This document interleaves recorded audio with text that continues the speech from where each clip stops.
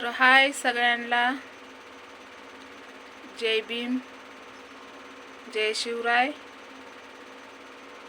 नमस्ते, जे काय असेल ते. तर राजू भैया, मी जय भीम म्हटलं कारण कसं आहे माहिती आहे का, बोलण्याच्या नादात माझं ते विसरून जात आहे. आणि जय भीम तर म्हणलं तर तुम्ही काय म्हणता बाई, सारखीच उठून सुटून जय भीम म्हणते. तर पहिला शब्द गुड मॉर्निंग नाही, हाय गाईज, जय भीम असं म्हणणार आहे. नाहीतर जय भीम सगळ्यांना सर्वांना असं म्हणणार आहे. म्हणजे म्हणणार तर आहेच, कारण राजू भैया म्हणतात की ताई तू जय भीम म्हणत नाही.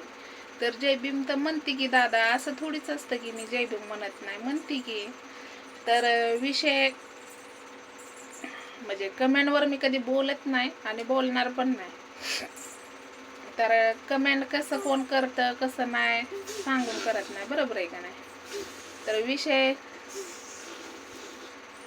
मी काल कामाला जाताना हेडव बनवला होता. खूप छान अशा कमेंट आल्या. बानूचा हेडव टाकला, भरपूर जणांना आवडला, हसले, बोलले बानूला. तर कसं आहे माहिती आहे का भावा बहिणींना, आपण जेवढं बोलेल तेवढं कमीच आहे. आणि मला काय होतं माहिती आहे का, जे मी दुःख माझं म्हणजे मनातल्या गोष्टी सांगाय तुमच्यासोबत शेअर करायला लागली की काही गोष्टी माझ्या मनातनं निघून जाते त्या की मी काय बोलावं असं.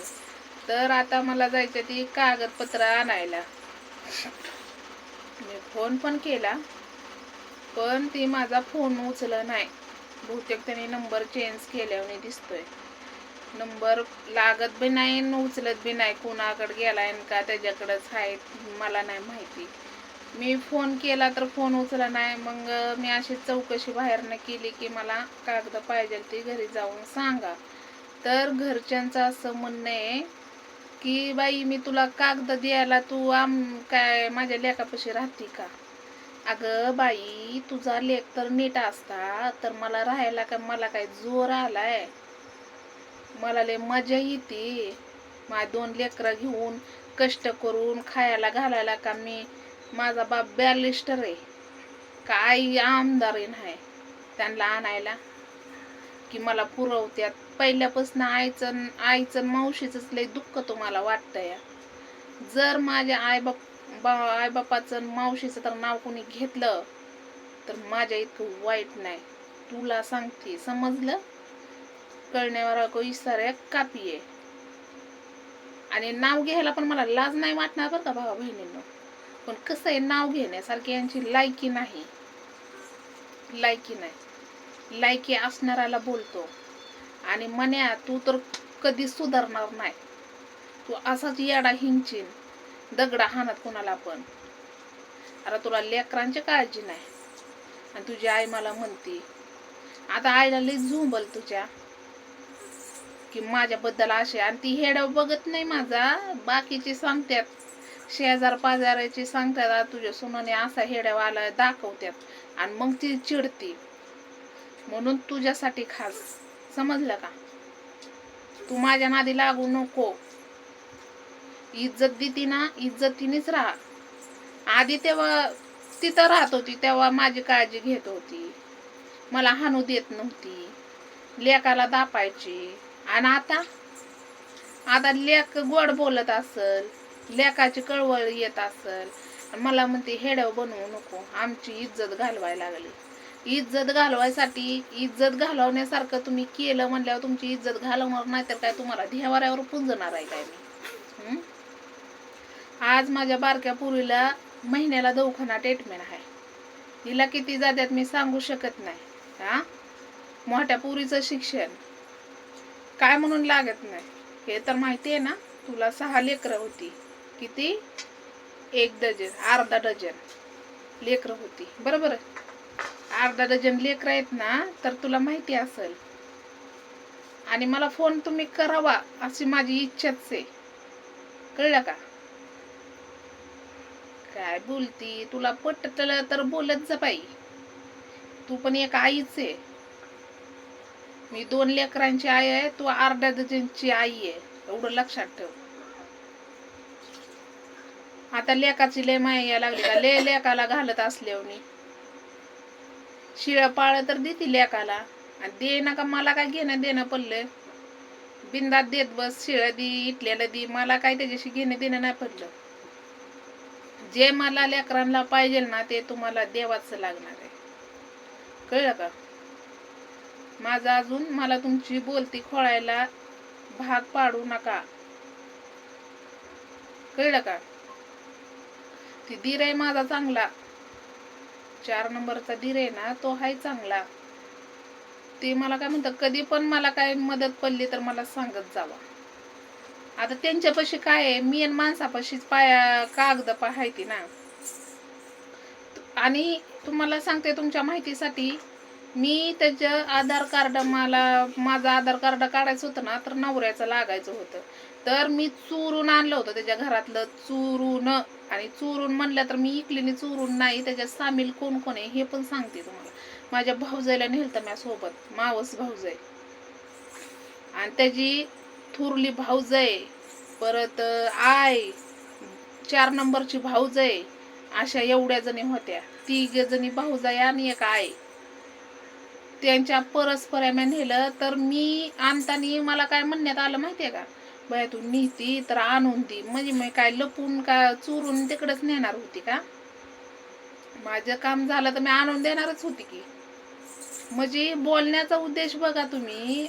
माणूस बोलायला लागलं फुकटचं तोंड उचलायची जीवन लावायची टाळायला, हा, तेव्हा सुद्धा पहिल्यापासून विश्वास तुम्ही दाखवलाच नाही. तसं तुम्हाला बोलून फायदा नाही, आणि तुमची नावं घ्यावं म्हणून पण तुमची लायकी नाही.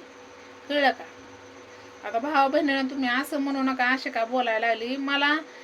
आता तुम्हाला तर माहिती आहे अन्वीला कुठे मंजूर होऊन आली या, हा. तिला कुठं न्यायचं म्हणलं तर मी नेऊ शकत नाही, कारण ती आता एवढी उंची तिची वाढली की तिला असं घेऊन चालता येत नाही.